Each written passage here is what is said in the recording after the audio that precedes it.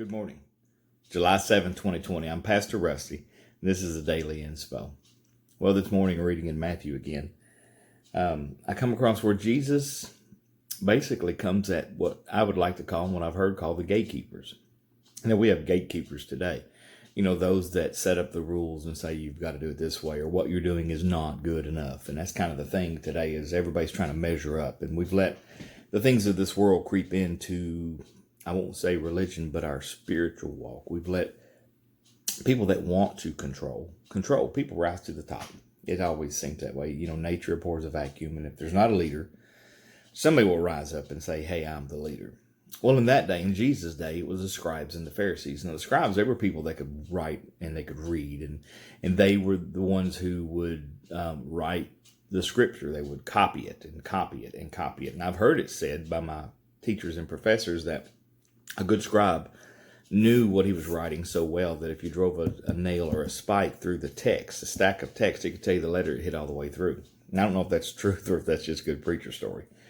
Nonetheless, they knew, they were familiar with Scripture. And then the Pharisees, well, they were the ones that were, they would be like the fundamentalists with a capital F back in that day, who were the gatekeepers. They, you know, no matter how good you were, they would tell you that, well, you need to do this or you need to do that. And it was always a practice of do. And, you know, and Jesus gets on them at one point and says, you know, you've left off the weightier things of the law.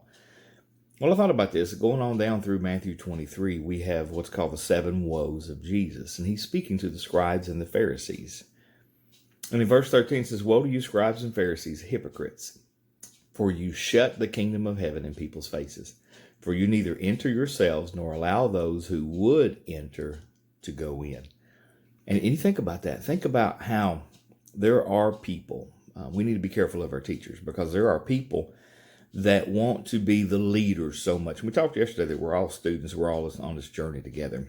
Be careful. Don't be called master and all these other things. And we kind of progress to that, especially people who don't have a good grasp of Scripture or have trouble understanding it. So they have to rely on other people to teach them, to guide them, or to offer instruction. Well, it's a dangerous place to be, because these people had gotten so sure of that they were right and that they were properly interpreting and understanding, that Jesus said, people that want to go in, people that want to practice the truth of God, people that want to practice justice and mercy, that's the thing, that's the spirit of the kingdom of heaven. He said, you know, you shut people out because you lay on them, and we'll see later on, burdens that you neither carry nor allow other people to do the things that they're called or believed to do. And so he says, whoa. In other words, he's calling them to halt, stop, check this out. There is trouble coming because of your attitude and the way you approach things. And so he's calling them out. And you talk about getting you in trouble, because everybody looked to the scribes and Pharisees, and they looked to the leaders of the synagogue, because the leaders of the synagogue basically control your spiritual life. They could throw you out of the synagogue, and then there you were. What were you going to do? Where were you going to go? Because if you weren't a high priest or a priest, there were certain areas of the temple you couldn't go into the presence of God that way. And so Jesus came outside of the Holy of Holies and walked among the people and made a way. We know the veil was torn. It was torn from the top down. And we know that he made a way for people to get in. But see, they were the gatekeepers. And you know, we have gatekeepers today. We have people that you've got to measure up. You can't be in their group or in their, if you don't believe all the tenets they believe exactly like they believe them. And that's a dangerous place to be, a gatekeeper. I'm not a gatekeeper. I am searching for the way. Now, Jesus is the way, and I believe in salvation, that he has saved me because of his death on the cross. But my daily journey, I'm a student. I am walking and seeking the truth of what it means to follow Christ, what it means to walk as he walked.